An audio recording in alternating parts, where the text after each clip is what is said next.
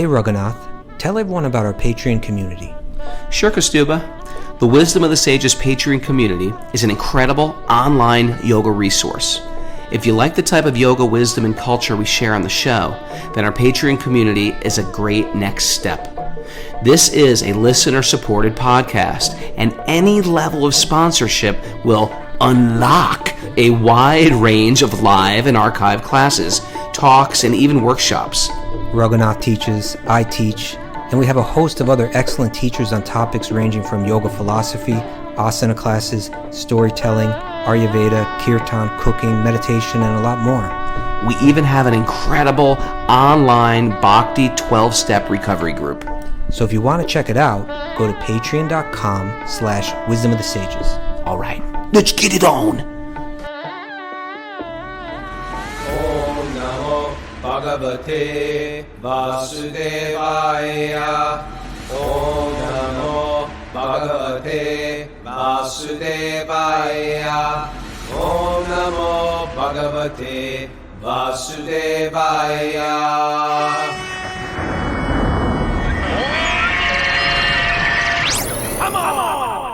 Live from somewhere in South Carolina, this is Wisdom of the Sages, a daily yoga podcast with your host, Raghunath, and co-host and senior educator at the Bhakti Center in New York, Kaustubha Das. Welcome to the show, and welcome to Makeover Monday. It's a day to sort of check in with how you're doing with your physical health, with your mind, with your sense control, and with your spiritual pursuits.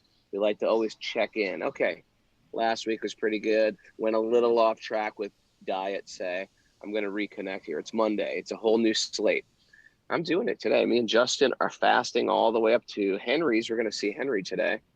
Yes, Henry from Zoom. There he is. And he's we're staying with him for a couple nights. We're going to see Gauravani, I think, hopefully. And we're going to go to the temple because tomorrow is Lord Nrsingadev's appearance day, the avatar of Lord Vishnu. And we're going to celebrate at the Potomac, Maryland temple. Wow. Yeah, so we're going to haul it up there. We left at 4 a.m. We left Alachua at 4 a.m. I want to thank everybody for writing me. I've been a lot of Wisdom of the Sages people writing me and following me on this road trip. And if you check out my Instagram at Bhakti-yogi, you can say hi to me and follow along with the adventures. I got Rocco and Tarun in the back seat here. How are they? How are they faring on this trip? These guys are doing great. These guys. We stayed with the Rico family yesterday, Dunya. Stayed with Dunya and her husband, Bali, whom we love. So cool, and their little baby, Nama.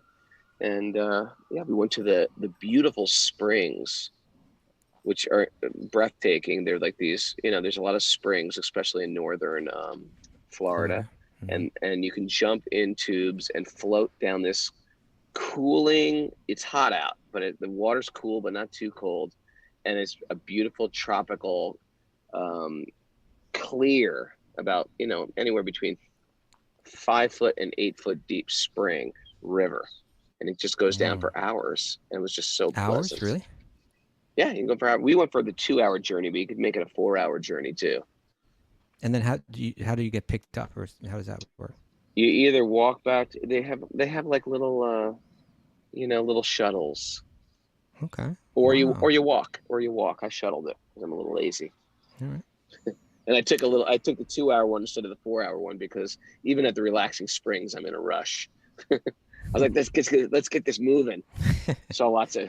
You got an oar, and you're kind of. I did have an oar. Okay. It was great.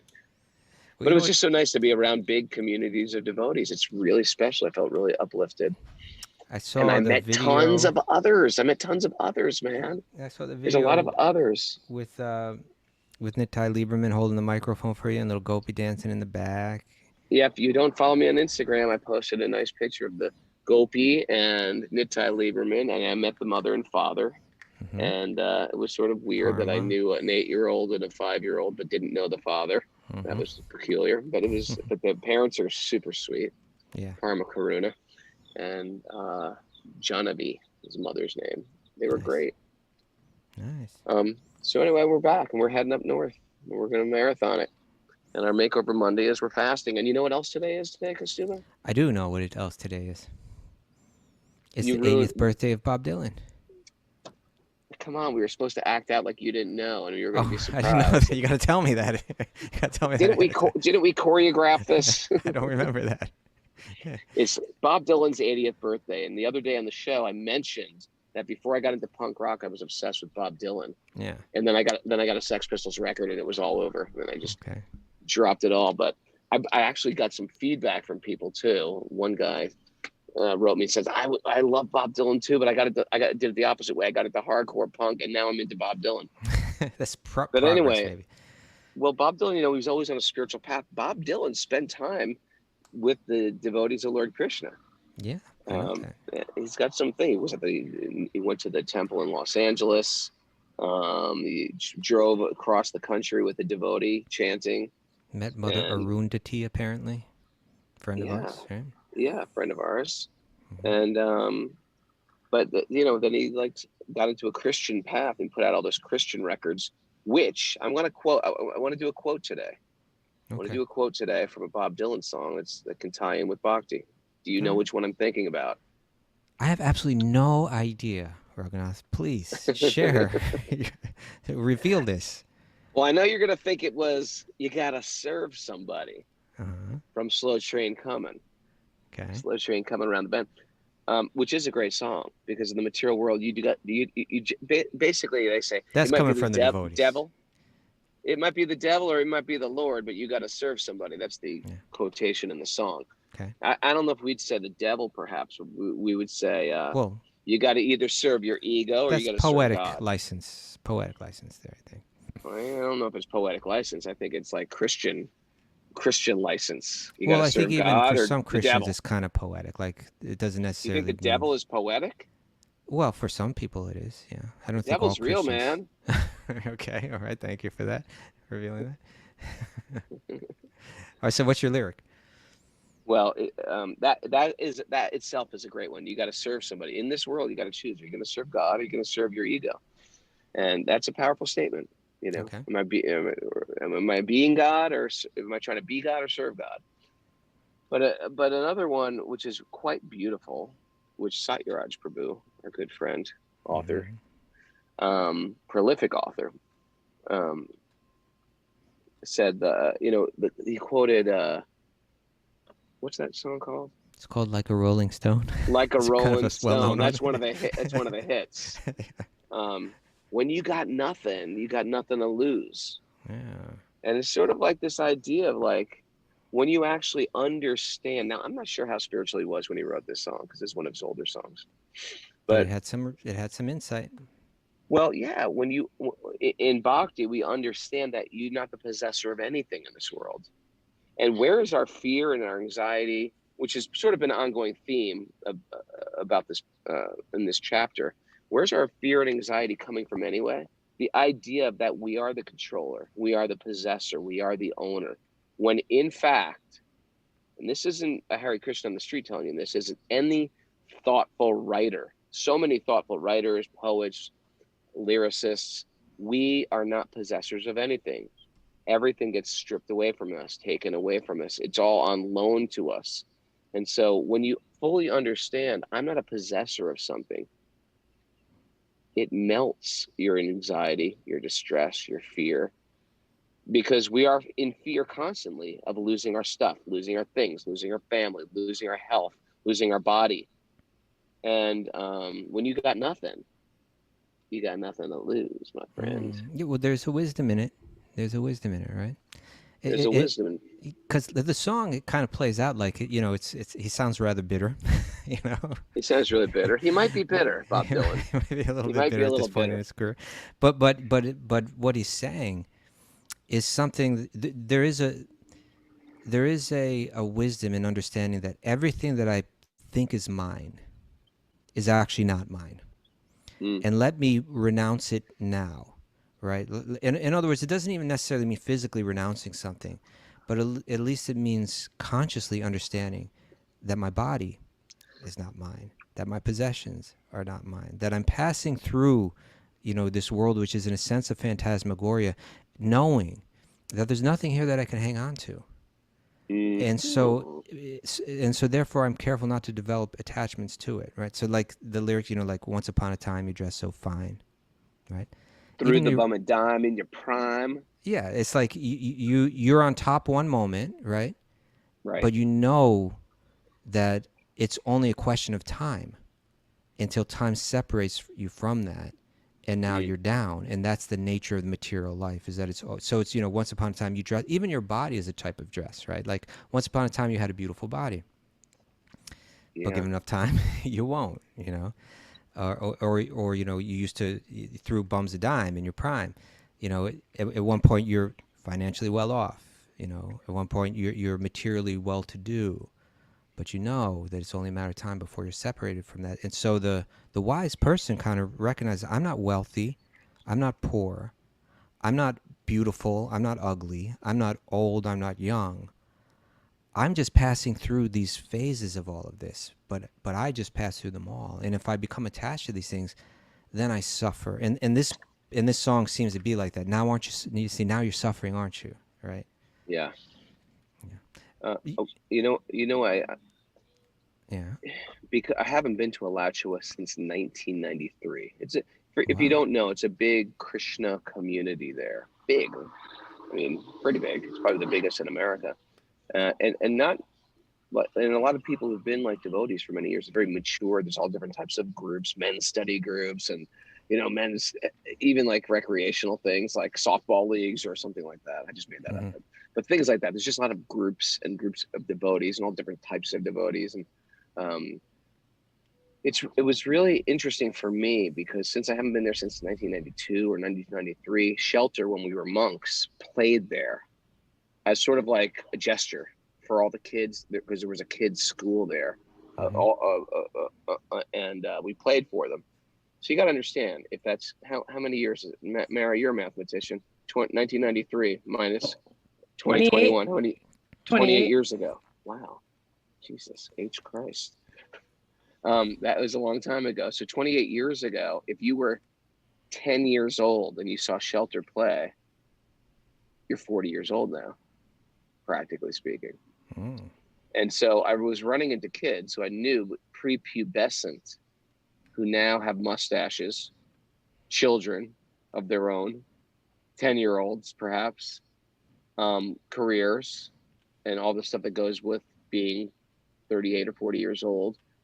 And to me, I probably look in a slightly raggedy old version of myself, but sort of Like similar, the same, Napoleon in rags, perhaps. like Napoleon Rex in the language that he used. But for them, they've changed bodies completely. They've become adults, and so it was a little shocking for me. Like, oh, and I saw people who I knew as Prabhupada disciples that were now 30 years older.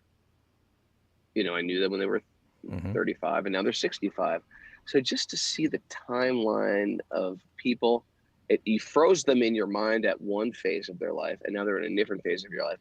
It just reminds us, which is hard to remind ourselves in our own body, but it reminds us that the time factor is Mm. coming, and it's doing a number on us. It's giving us change and transition, and sometimes death, and sometimes there's people there like, oh, that person died. And it's like, oh, I get it. This is why we're cultivating the internal, or otherwise there is nothing but bitterness. It just turns into this, Mhm. why did this have to happen? That's unfair. This person was so good. This person, why of this twist of fate? So Bhagavatam's here as this like incredible reminder and, a wealth spring of, information it just goes good with the aging process, I find. It does. I agree with you, Robert. You know, I've reached out to another friend of ours just before the show to get a good Dylan lyric. Oh, yeah. Ladini Shakti. Oh, really? Did he get back to you? I called him up and I reached him right up. He was This is in Vrindavan. Maris. Like, are they acting this out, or is this real? No, it's real. I did. What do you I mean? know, I know. But I'm saying, are we acting out? Like, I don't know. Oh no, that's real. You I didn't know did that not. I I called him. didn't know. I didn't know. Right. So he's a poet, Ladini Shakti, right? And Ladini Shakti is like what, 70 years old, and he he's looks in like his he's about 70s. 35 years old. Yeah, yeah. Yeah, he's And definitely. had made some Faustian deal somewhere in the past. Maybe he did, but he's like a real. He's a writer. He's a poet. He's a huge Dylan fan, going way way back. And so I asked him, give me something, like something from Dylan that you think might be appropriate, related to Bhagavatam and so on. All right. See if you know this song, Raghunath. I'm Chimes going of to Freedom. surprise you. You know Chimes of Freedom? Maybe not. Okay. Go on. I'm going to surprise you. When I said a Bob Dylan fanatic, I meant part-time sort of fanatic, Okay. fanatic. So so this song, it's actually a beautiful song. Um, and I'll read you like the first verse, but then I'll read you like the text that he quoted to me. Okay. Mm. But it's a song about like two people, two friends, I suppose, that there's like a storm and they kind of duck into like a doorway and they watch the storm. But he's interpreting the storm and the thunder and the lightning as chimes of freedom, as kind of like an encouragement or support or or sympathy for everyone that's suffering in different ways. And it is an interesting song when you do view it from Bhagavatam perspective, because it's kind of like we're all here in this world and we're suffering the miseries of this world. Everybody's suffering in one way or another. What's that? Japa time. Okay, you ready, brother? Japa time. Oh yes, I'm telling the kids to chant their Japa in the back seat. So here's the first verse. Far between sundown's finish and midnight's broken toll, we ducked inside the doorway, thunder crashing.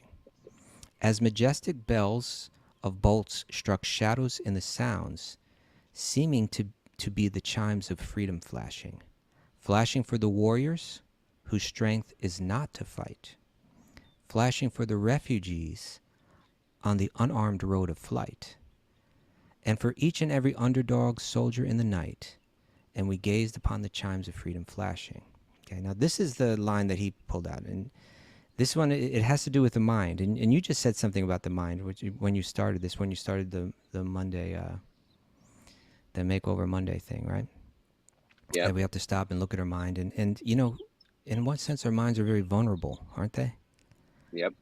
Very vulnerable. We suffer due to the mind. We suffer depression. We suffer anxiety. We suffer in so many different ways.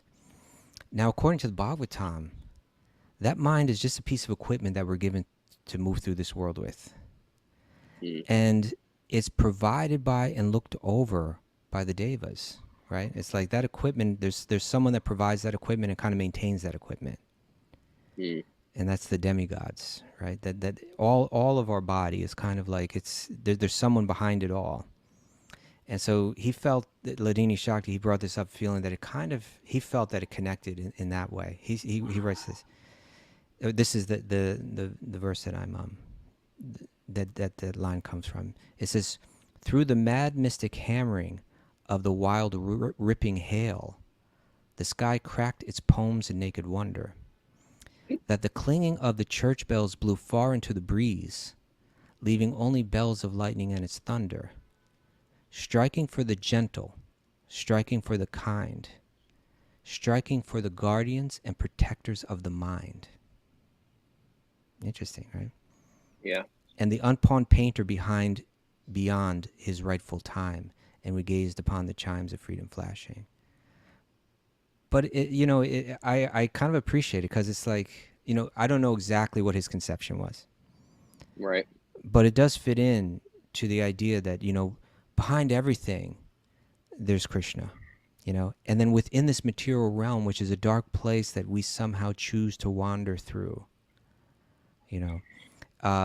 we move through this world with this equipment of the mind that we carry with us from body to body.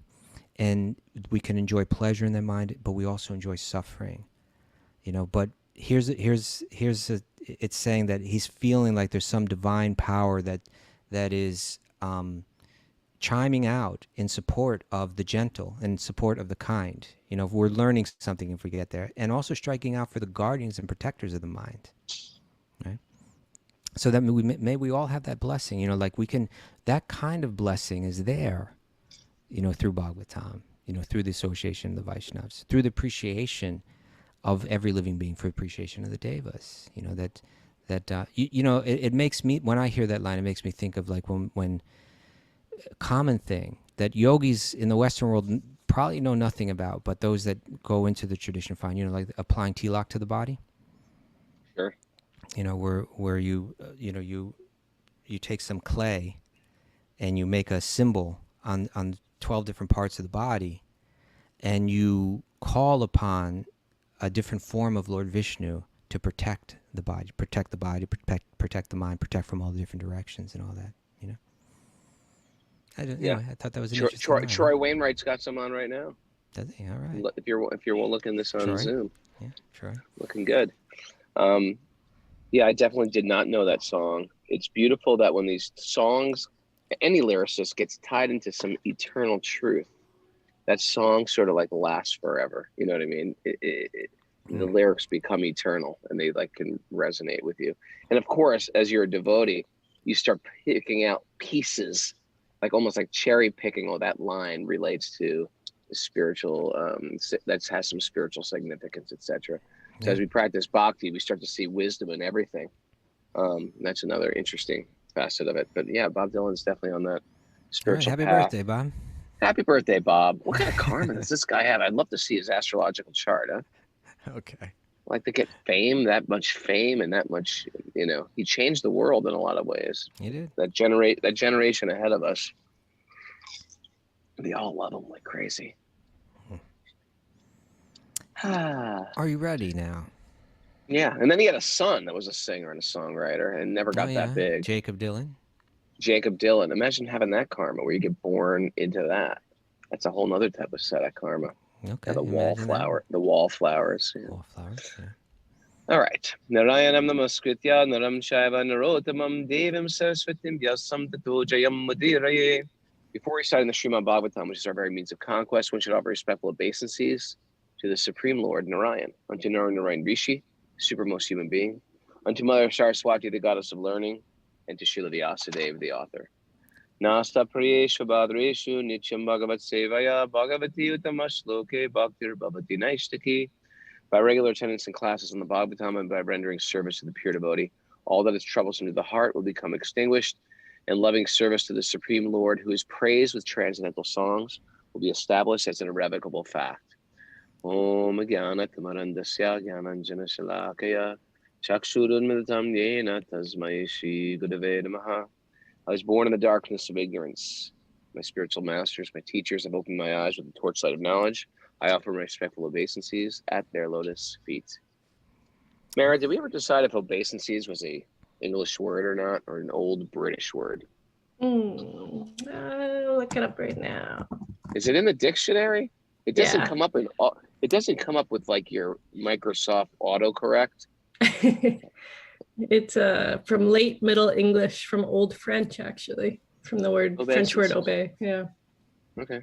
Obeisances from obey. That makes sense. Okay. Kaustubha. Yeah. Srimad Bhagavatam. Mm-hmm. We're getting into some interesting stuff. Yeah. You want to share? Sure. We're going to start a new chapter today. Chapter 10 of Canto 3. Named? Divisions of the Creation. Okay. But what I suggest we do with this chapter and the next chapter, which is calculation of time from the atom, maybe we're going to summarize that. I don't think we're going to have time to cover this whole chapter today, but we can kind of get into it, kind of give an overview of it a bit, maybe. Sure. And then see if we can work through it, today. But I have a feeling it'll take more time. But tomorrow is a special day, right? You there? Sorry, I got muted. Tomorrow is Nrsingadev's appearance day, so we're going to have a special Nrsingadev class. And if you know who Nrsingadev is, he's an avatar of Lord Vishnu. So it's sort of like in Christianity, you get the holiday of the guru, isn't it? You get the birth of Christ and you get the disappearance of Christ.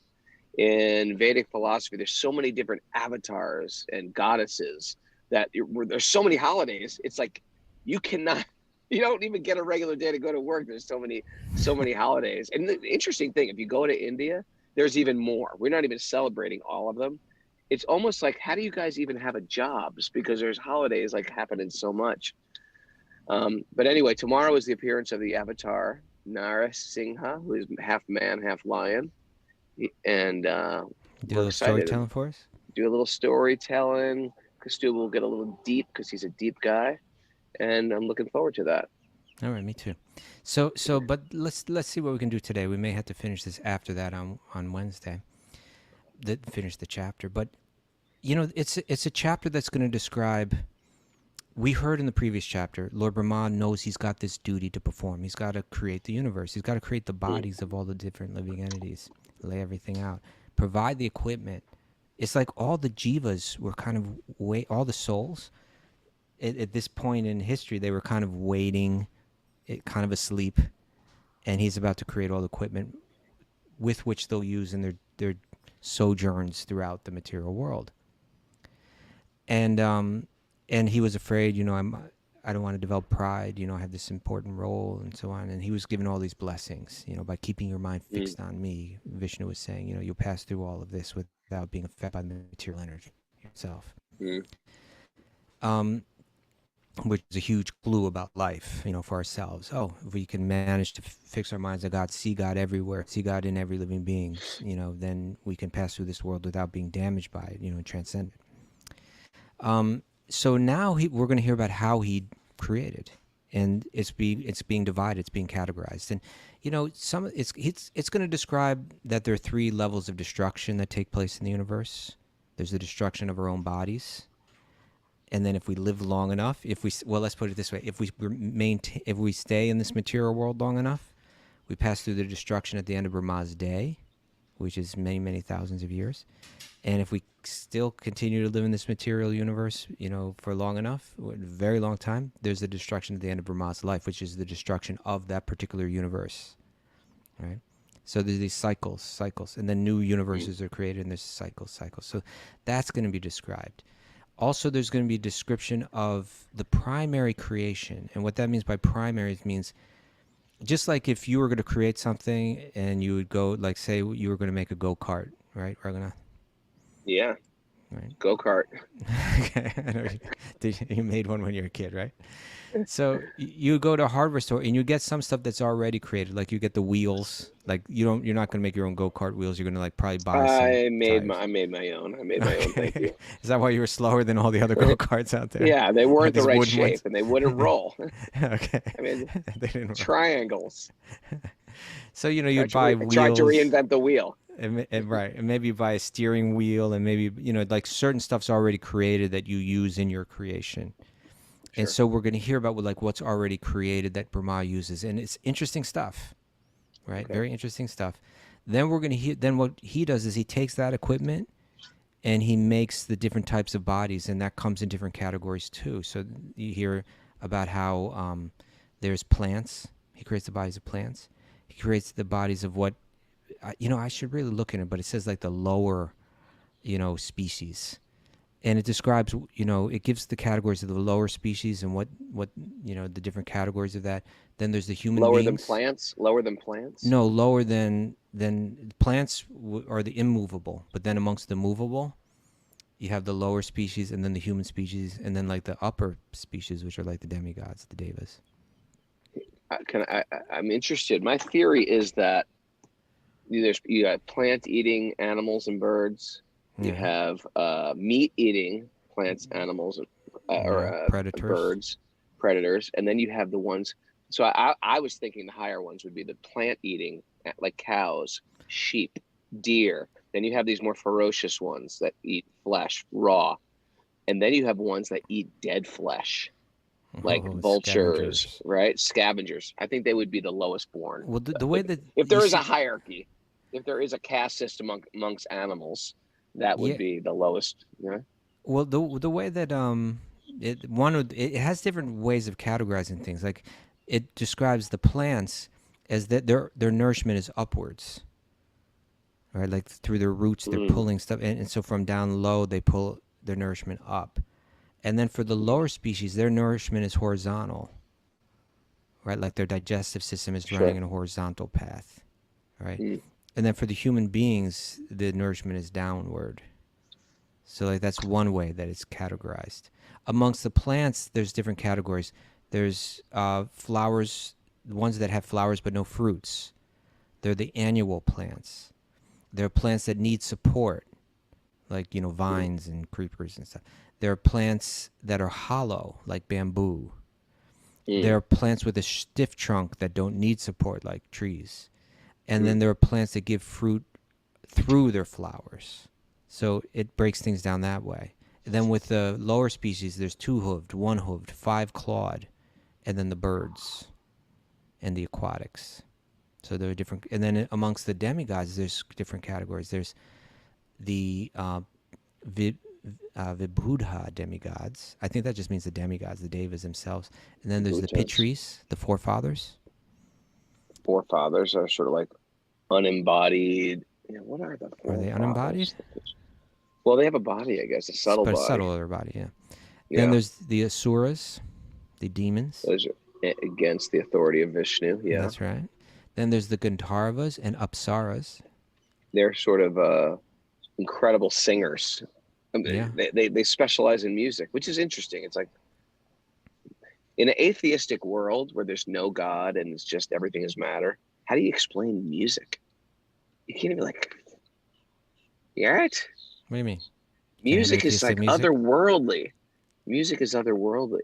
No. It moves you emotionally. I would imagine they would say that it's just vibration going through the ether, and then the emotional response is just something that's programmed in your mind. Okay. No, it's not. It's spiritual. I mean, that's the way an atheist would break it. An empiricist would break it down, I suppose. Right? Yeah. Okay. Any case. Empiricism. But yeah, these Gandharvas and Apsaras, they're great musicians.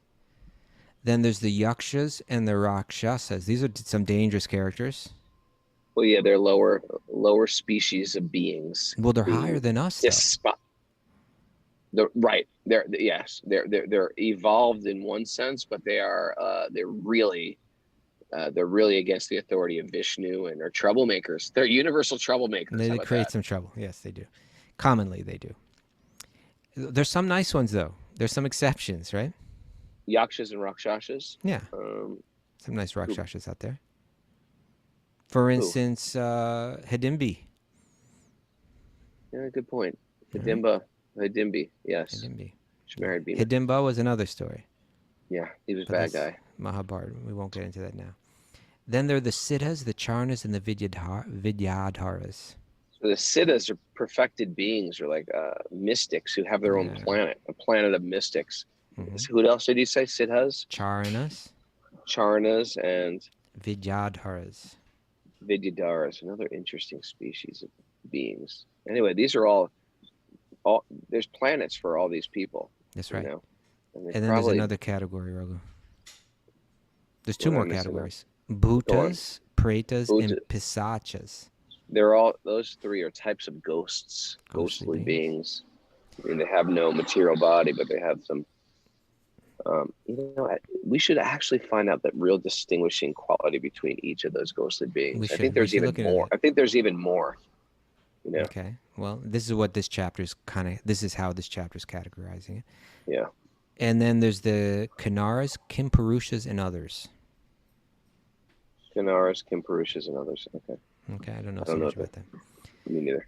So that's what this chapter, everything I just said, that's what this chapter consists of. It's these categories. Okay. And then the question could be like, well, why are we hearing this?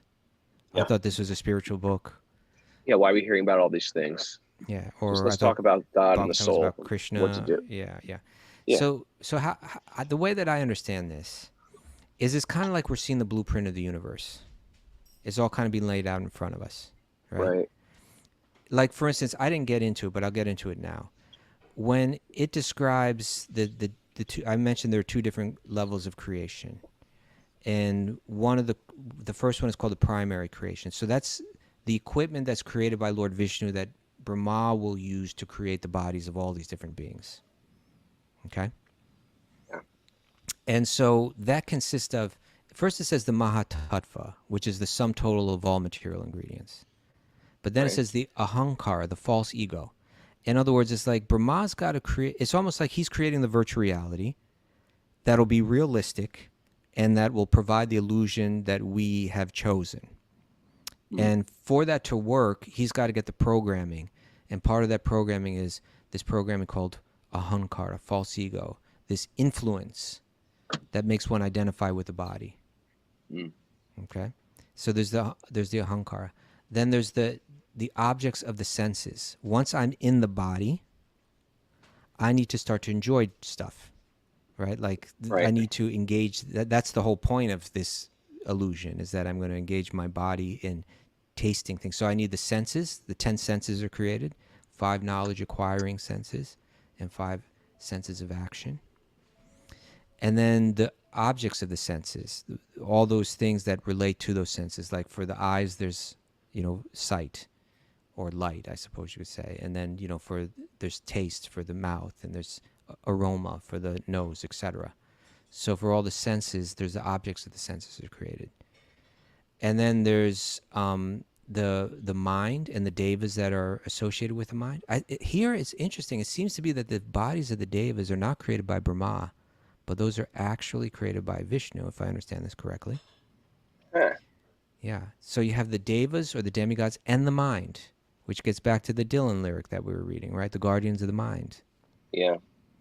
Okay, so there's the computer that we move through this world with, and there's the guardians of that computer, like the upkeepers of that, programmers of that computer. And then there's ignorance, right? The confusion that we have, which convinces us that this will make me happy or that won't make me happy as we move through this world. So here we have the blueprint, right? We have like the equipment that's used to build our bodies and provide our illusory experience in this world. Then the different categories of bodies that we can enter into, again, in our sojourn through this material world, to try to taste it and experience it. And we see that, and what's the value in having that? I understand it as being like, if I'm aware of all of this, if I'm not aware of all of this, then I'm walking through this world kind of blind, Yeah. I'm just kind of like following the dictations of the senses. But if you give me all this information, it makes me think, oh, hold it, here's a whole nother perspective worth considering. That I'm trapped within a body that's been created. It's got certain equipment. It's being programmed to identify with the body as being me. It's being programmed to think happiness comes to these things, but I don't have to buy into that. And what becomes clear in the chapter is that when the different categories of living entities are given there, again, there were the plants, and then there were the lower animals, which had this, digestive system that's going horizontal, right? But and it gives characteristics of each. It says that the lower animals are preoccupied with eating and sleeping, and they understand their needs by smell, okay? And that they have no conception of the future or deliberation. They're kind of just living in the moment of like trying to enjoy my senses right now. Now, the human being has more potential than that. So we're all in this human being body right now. And this blueprint is helping me understand that I have a potential that's beyond that of the animal. But am I actually living it out? Mm. Right? So I think this chapter is meant to kind of give us that blueprint, zoom us out, right? Again, it's a zoom out. And to look at ourselves from another perspective, from the perspective of the Creator who created all of this, and think about how that how that realization become meaningful in my spiritual progress.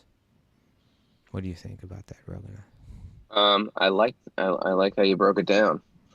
Can you see me okay? Can you hear me okay? Because my phone shut down. I could hear you, but I couldn't see any of you anymore. You disappeared. I can see you. You're from a different angle now. It looks like you're picking up something on the floor of your car or something like that. I had to, what do you call it? It said my iPhone was overheating. How could that overheat? So I put it in front of the air conditioner to make it cool down, and then you miraculously came back.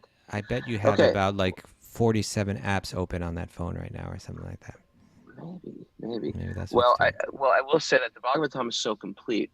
To order to understand God, you have to understand sort of what's not God also.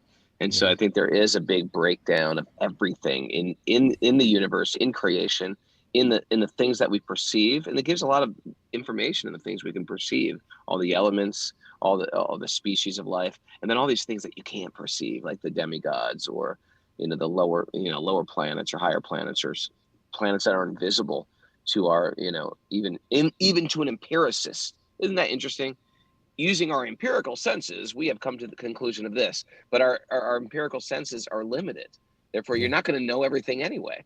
And then once you start understanding there and how it works and how it's ultimately under control and how there are higher beings that are controlling things and that are still under the material universe, just like I'm sitting in this car and it's very hot right now and it's way out of my control. And once you understand there's higher energies that are out of our control, then you can understand that there is a being, a personality, an energy, an entity that is in control of those things that are out of our control. It's the day of it's pretty cool. It's pretty cool. And I think this is a very, very, the Bhagavatam brings us to a very step-by-step approach of getting to this final climax where they say, this is it. And this is the being that controls them all. And it's a way of really, in a very sort of like very complete way, understanding that which we are and that which is not, and that who God is. Yeah, right? yeah. Like Bhagavatam's it's all going to work up to the Rasa Leela, right? Where the gopis, who in one sense, they kind of represent the soul, right? That being with a relationship with God, and then Krishna, and they have their beautiful dance, and they exchange their love. And all the Bhagavatam is just building to get us to that point where we desire that and only that, and focus on that. But to help us get there, we need to understand the world that we're in right now, and understand how it all functions, how it all works, so we get this clear perspective. So yeah, that's in one sense, I think that's what this chapter, and next chapter is also a zoom out chapter. That's the one we mentioned recently, the calculation of time from the atom, because time is one of these elements being described here, is going to go into depth about time in that chapter. Damn time factor. Yeah, screws up everything here, doesn't it? Screws up everything for my eternal happiness on this planet. Right. Isn't it interesting? It's so obvious that we as spirit souls want eternal happiness. We all want eternal happiness, but we're trapped in a temporary world. And we're trying to figure out, how can I make this temporary world eternal? Isn't it interesting? How can I have eternal relationships, an eternal home? How can my finances be eternally there when I need them? It's like we so desperately want eternal joy in a temporary world. And it's like the biggest hurdle in our existence, and not only is it not eternal, but it's crumbling. The whole material existence is crumbling. And you know what Bhagavatam is saying, Raghunath? What? It's saying, beware, doll, you're bound to fall. Oh, beware, doll, you're bound to fall. Yes. Right? I mean, that whole song is just about being... Let's face it, it always goes back to Dylan. It always goes back to Dilly, right? Okay. Zimmerman. Yeah, the Bhagavatam is just saying, look, here is your investment. Your investment is in spirit. There's a bigger return on investment in spirit. Otherwise, it's a crumbling world. It's a sandcastle world. And it's quite beautiful. It's quite beautiful. And it's constantly encouraging us towards taking shelter in our internal life. Yeah, that which isn't bound by time. Yeah. And it's interesting. It's sort of like, as you sort of get into this path, everybody finds something like, that's sort of practical for themselves. So, I'm doing it. I'm not a monk. I was a monk for a while, but now I've got like a family, and now I've got this, and now I've got a business. And, it's part of our spiritual, no matter how, we try to, like, in one sense, we see everything in this world and we use it in Christian service or spiritual service, even when we're on our A game, but it still brings us back to make sure you make your real investment in the eternal, because that's where it really is. It's really just, ultimately, it's just you and God. There you go. You're on your own, no direction home, complete unknown. People call and say, beware, doll, you're bound to fall. They thought they were all kidding. All right. Pretty good. What's our time? 8:50. Okay, so maybe we might even just read the whole chapter right now. Let's see if we can do that, okay? All right, you don't have it with you, do you? I can pull it up on my computer. I actually have it. Why don't you just read? Okay. Why don't you just read? So here we go. This is chapter 10 of the Bhagavatam. It consists of 30 verses. Sri Vidur said, "O great sage," speaking to Maitreya. This is third level sage level 3. Sri Vidura said, "O great sage, please let me know how Brahma, the grandfather of the planetary inhabitants, created the bodies of all the living entities from his own body and mind after the disappearance of the Supreme Personality of Godhead." Right after he lost his vision. Now he got blessed and encouraged by Vishnu. Now that vision is gone. He had that all from within. So now he's ready to create. "O greatly learned one, kindly eradicate all my doubts and let me know all that I have inquired from you from the beginning to the end. Help me here." Now we go back up to sage level 1. Sutta Goswami said, now we're with the sages in Naimisaranya in the forest. Right? Sutta Goswami said, "O son of Bhrigu, O great sage Maitreya Muni, thus hearing from Vidura, oh, I'm sorry. Let me try this again. Sutta Goswami said, "O son of Bhrigu, the great sage Maitreya Muni, thus hearing from Vidura, felt very much enlivened. Everything was in his heart, and thus he began to reply to the questions one after another. The greatly learned sage Maitreya said, "O Vidura, Brahma thus engaged himself in penances for 100 celestial years, as advised by the personality of God, and applied himself in devotional service to the Lord. Thereafter Brahma saw that both the lotus on which he was situated and the water on which the lotus was growing were trembling due to strong, violent wind. Long penance and transcendental knowledge of self-realization had matured Brahma in practical knowledge, and thus he drank the wind completely along with the water. Thereafter he saw that the lotus on which he was situated was spread throughout the universe, and he contemplated how to create all the planets which were previously merged in that very same lotus. Thus engaged in the service of the Supreme Personality of Godhead, Lord Brahma entered into the whirl of the lotus." What is the whirl again? I remember we looked it up. The whirl. It's the middle part, I suppose. What's the whirl, Mara? Do you remember what a whirl is? I remember it wasn't exactly what I thought it was. It's let's see. The whirl. It's a pattern of spirals or concentric circles. Okay. Yes, the whirl. The whirl. So thus engaged in the service, Brahma entered into the whirl of the lotus, and as it spread over the universe, he divided it into 3 divisions of worlds, and later into 14 divisions. All right. So that's given us a clue. It'll be described in more detail later, but breaking down the different levels of planets in the universe. First, you break them into 3 general categories: lower, middle, and upper, and then those broken into 14, divisions. Right. All different levels in the video game that we're moving around in. Okay. Yep. Lord Brahma is the most exalted personality in the universe because of his causeless devotional service unto the Lord in mature transcendental knowledge. Wow. He therefore created all the 14 planetary divisions for inhabitation by the different types of living entities, including us, right? Like we're those people that are living on those different planets in the different bodies. Now we go back down to sage level 3. Vidura inquired from Maitreya, "O my Lord, O greatly learned sage, kindly describe eternal time, which is another form of the Supreme Lord, the wonderful actor. What are the symptoms of that eternal time? Please describe them to us in detail." That's going to come in further detail in the next chapter, right?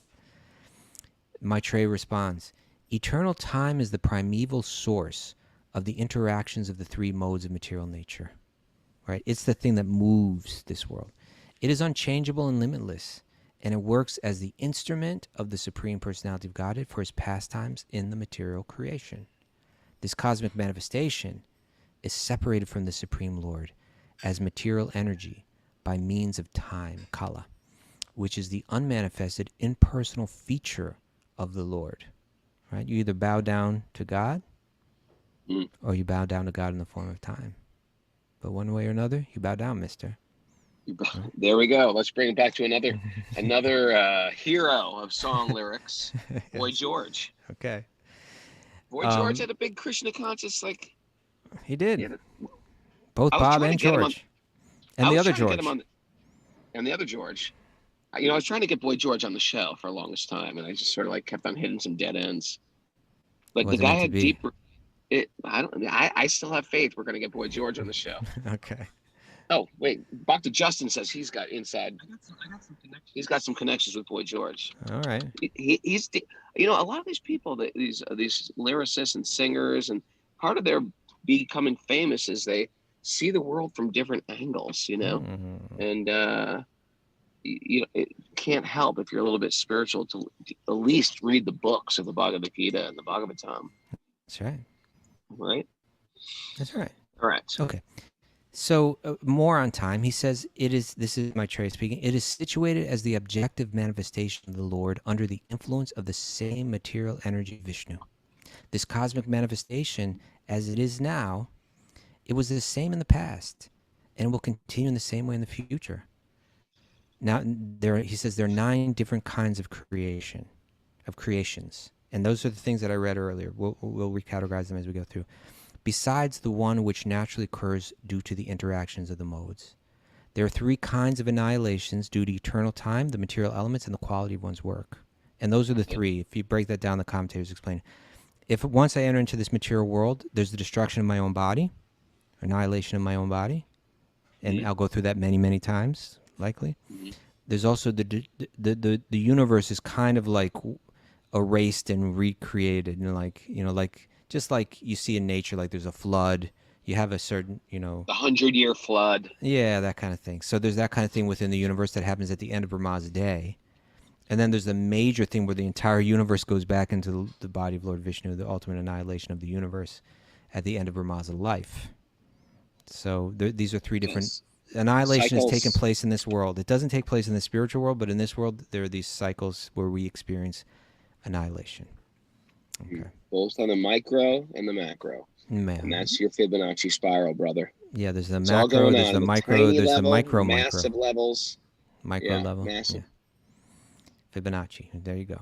Text 15. Of the 9 creations, the first one is the creation of the Mahatattva, the sum total of all material ingredients, wherein the modes interact due to the presence of the Supreme Lord in the form of time, like we just heard. In the second, the false ego is generated, next thing that's created. Equipment Brahma is going to use for all of our bodies, the false ego, in which the material ingredients, material knowledge, and material activities arise. Now, the next creation, the sense perceptions are created in the third creation, and from these, the elements are generated, right? The things that we're going to taste in this world. The fourth creation is the creation of knowledge and the working capacity. I think that refers to the knowledge-gathering senses, the eyes, the ears, etc. Sure. And the working capacity is the senses of action, the voice, the grip to move, and some other ones as well. And then the fifth creation is that of the controlling deities by the interaction of the mode of goodness, of which the mind is the sum total. Those are the guardians of the mind that we heard Bob singing about earlier today. Right? And then the sixth, so we got the mind, we got the false ego, we got the senses, the objects of the senses, all this equipment. The sixth creation is the ignorant darkness of the living entity by which the master acts as a fool. Right? So we also need to understand that there's another powerful ingredient that's made, that my body is made to connect with, and that's ignorance, which makes us act like fools. Okay. Check. Why don't we end it there, because we're running out of time. And we can finish this chapter next time and jump into the next chapter. All right. Thanks to everybody for joining us on Zoom today. Zoom, if you want to join Zoom, if you're one of the others out there wandering around the universe, putting on podcasts, join us on Zoom so we can see that beautiful face of yours. I'm looking at Bhakti Louie right now. This guy is wonderful. So Bhakti Louie, Laura, Marco, Evan, Lewis, all you guys, I'm seeing your face. Join us here on Zoom. All you got to do is email Mara, wisdomofthesages108@gmail.com. And guess what, everybody? We're going to be at 8 o'clock. So all you others, Californians, you have no excuse. Now, you got to be there on Zoom so we can see you. Join us live. We're going to stay at 8 until we get back from California. Yeah, because we're going to like California June with the Wisdom of the 8th or Sages something retreat. like that. If you haven't checked that out, go to yoga108studio.com and see if there's any spaces left, and join us and meet us in person. It'll be incredible. Following weekend at the Bhakti Center, bhakticenter.org. Check that out. Sign up. Come join us. And thanks to everybody who's doing this on a regular basis. Srimad Bhagavatam, hear it every day. Thanks, everybody. And we will continue on the road tomorrow for Lord Nrsingadev's Appearance Day, live in Washington, D.C. We're going to have Bhakti Henry there in the wings, waiting for us. We're all excited.